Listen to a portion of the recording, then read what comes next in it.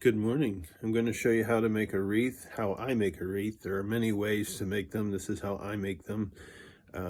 This is a 20-inch wreath on a box wreath frame. And I'll show you, here's the different pines. This is white pine. This is yew. This is Fraser fir. This here, I don't know what it is. I'm calling it Douglas fir. I could be wrong, but that's just to keep it straight here. That's what I'm calling it. Here's two different types of juniper. There's one, here's another type. This is Scotch pine. It's a little sparse. This is arborvitae. And I believe this is Norway spruce. Again, I'm not totally sure, but that's what I think it is. So those are the different pines I'll be using, and let's get started.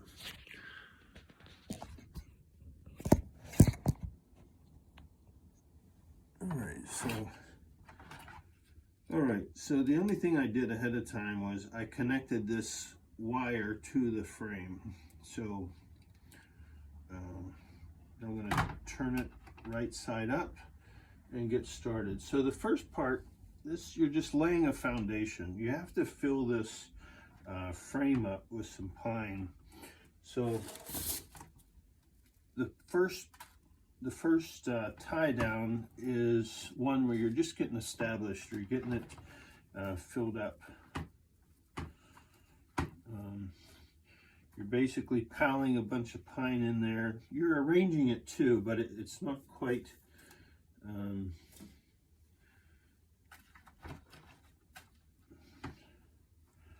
it's not real pretty just yet. You don't see it arranged well until like the second or third tie. Then it starts to look like a wreath, but this first one is just you're just getting it established. So I'm just selecting different pines.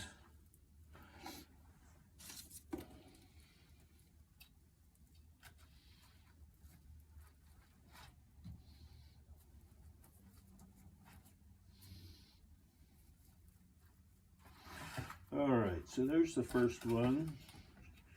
I'm going to reach the wire around.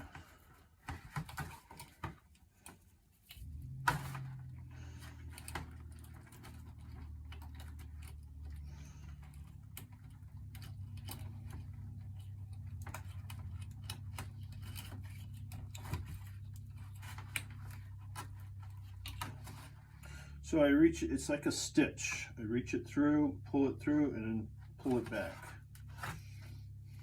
Remember the last time the wire was over here, so every time it goes back and forth. All right, so there's the first framework.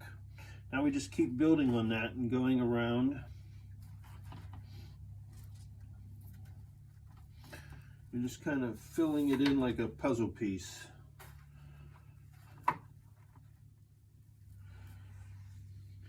All right.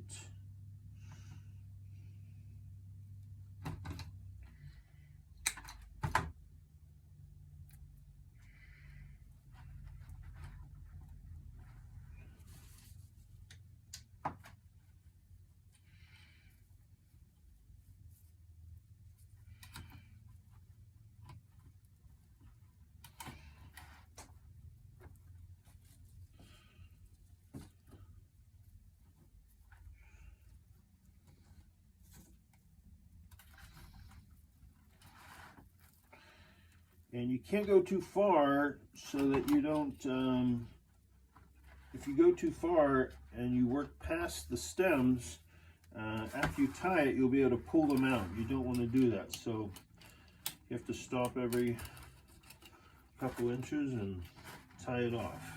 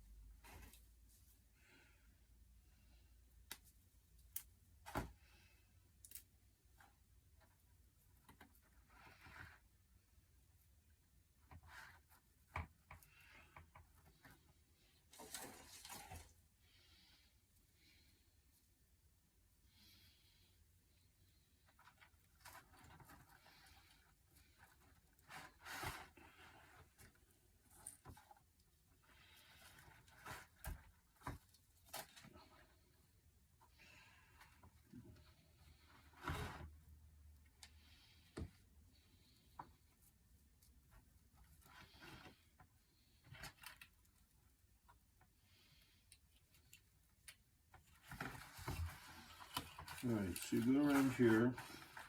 I use the corner of this to lift up the wire, sneak it through, pull it tight, and then pull it to the other side, and that locks it in. So then you can't pull these out, they're tight. Now as the wreath gets older and as it dries, the stems will shrivel some, and that will make them a little bit looser, where you could pull them out somewhat, but no one's going around pulling stuff out of a wreath, so they're okay. They're not going to just fall out. They'll only come out as someone's pulling them.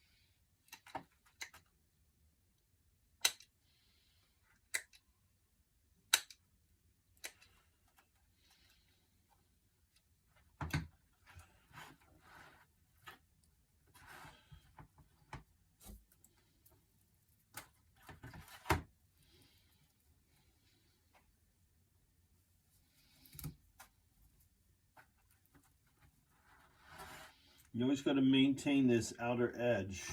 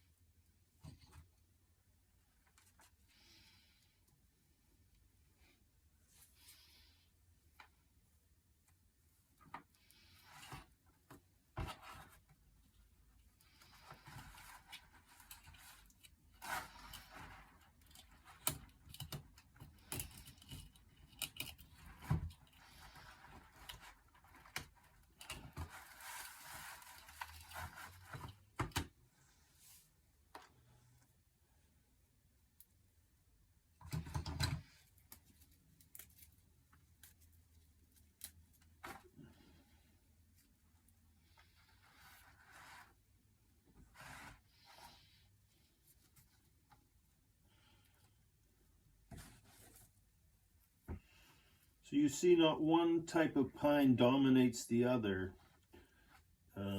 They're all put in pretty evenly.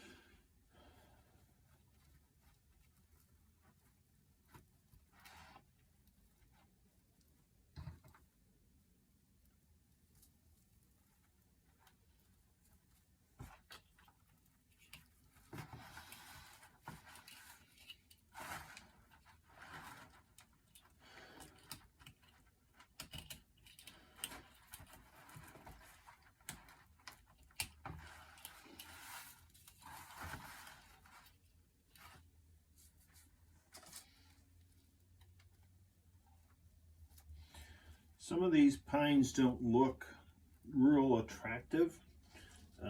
Like these pieces here, I don't like them much, but they add contrast to the wreath, and it's kind of like adding black threads to an embroidery or something. It's like the contrast of the more attractive ones to the less attractive ones give it more interest and uniqueness.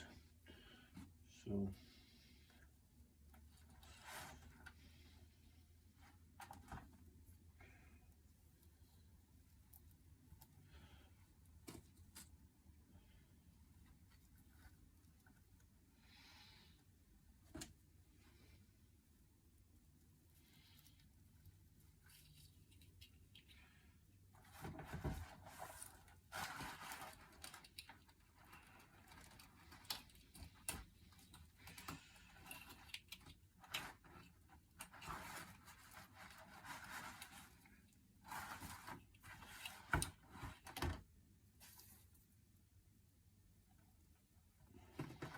Again, you want to maintain this outer line.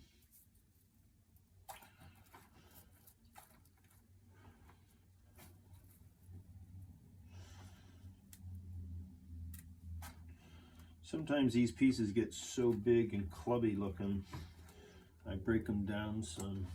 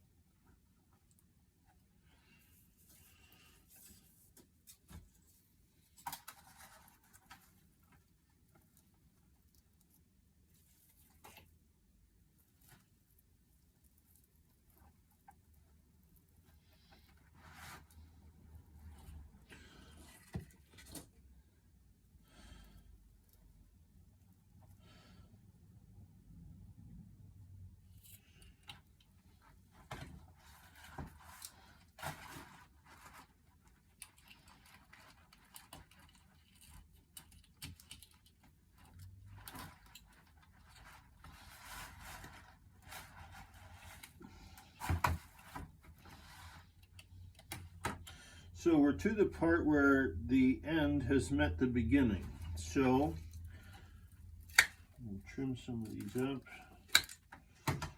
And then I made a little rig here for what it is just a milk jug that I cut kind of like this, and it goes over the frame, and I get all of the pieces from the beginning, and now it makes it real easy. I can just lift that up and tuck the new ones under. Makes it a little easier.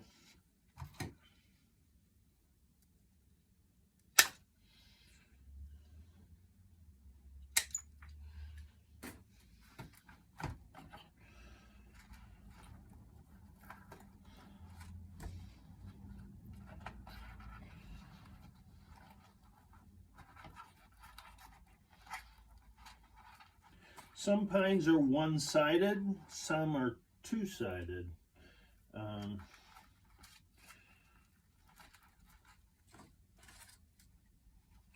Some of these you have to put in a certain way, and some, like white pine, you can put it in any way you want. It looks good on all sides.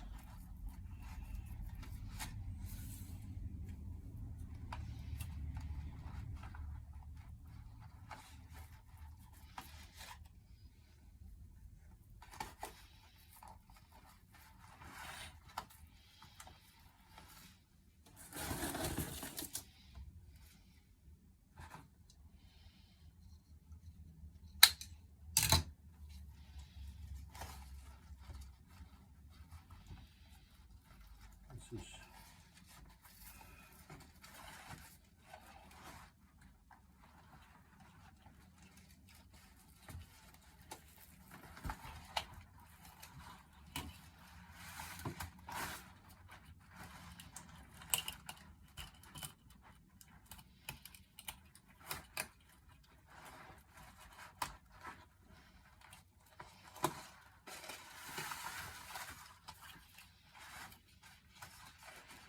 so sometimes this turns a little bit. Just gotta turn it back. That's all.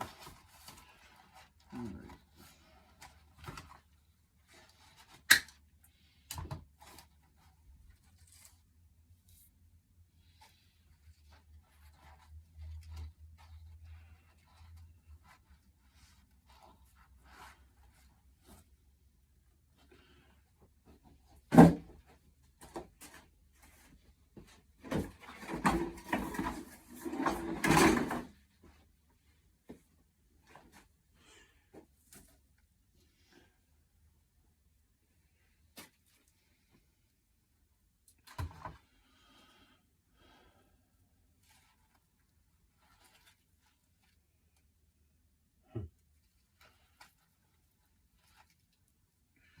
So when you have a stem, I always cut it diagonally.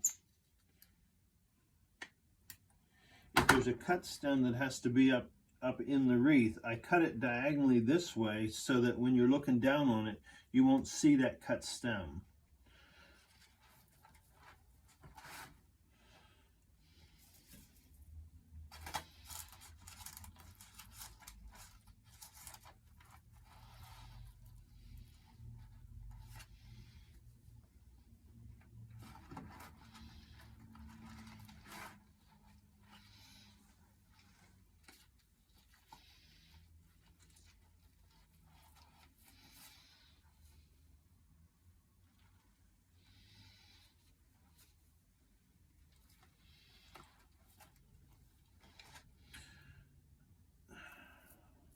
When I see yellow needles, I like to remove them.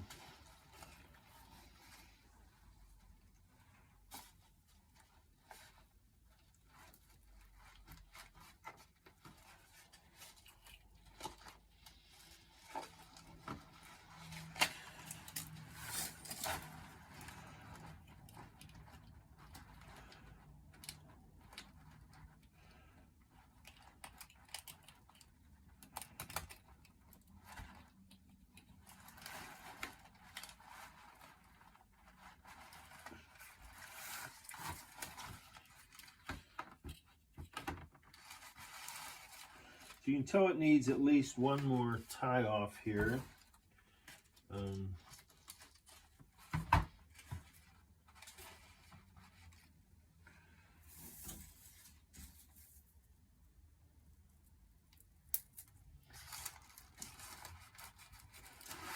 The secret is you got to find like a bushy piece to fill in this gap, because there's not much space to do it. And so like a piece like this, it's more branched out, will help fill this gap here in. Got to be careful that I get it in a place where the wire is still going to catch it.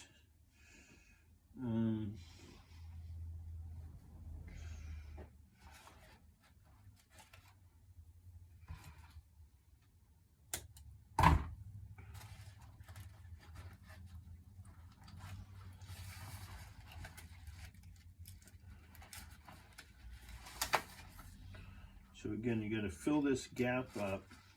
It's almost like if you could lay this down, you want to see that the wreath just continues into where you started. Okay, so that's what we're trying to do now, is to fill this gap in.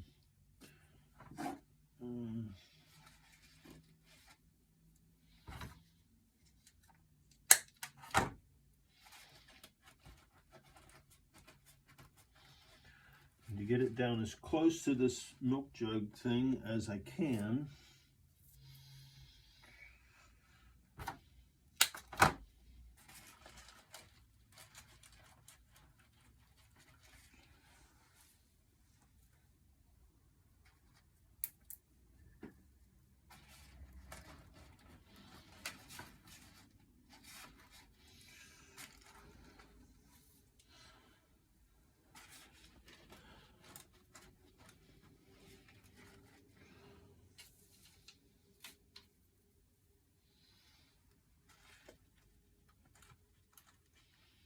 Okay, you did pretty good there.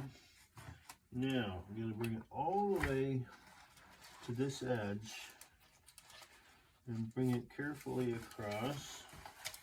And tie it off, and then we'll check to see if it looks finished or not. If not, then we'll have to do one more, plug in a few more pieces.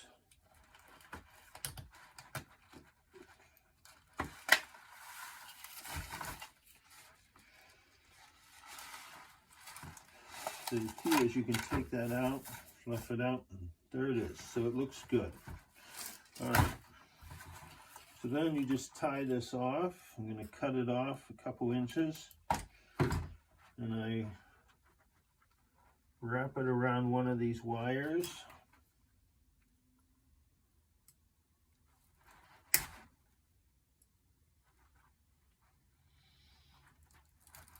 And then I push it into the wreath, and it's done.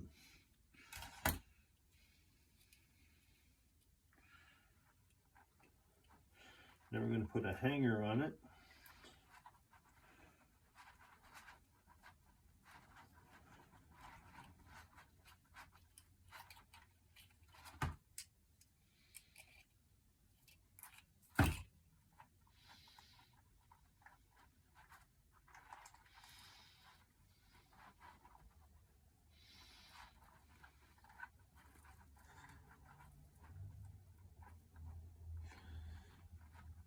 Then I put a tag on for which customer it's for. So this is a 20-inch wreath. I started with a 10-inch wreath frame, and now it's a 20-inch wreath. Typically when I do it, I add 5 inches to the side. I don't measure it, I just start and I do it, and that's how it ends up. So a 10-inch wreath makes a 10-inch wreath frame makes a 20-inch wreath. And typically, no matter what size wreath I make, I start with, it's usually 10 inches more than that. Now the larger wreaths that, a big wreath frame, it's usually a little bit more than 10 inches just to make it look more proportional. But that's what the finished wreath looks like. So it's a mixed pine wreath. Okay? Hope you enjoyed that.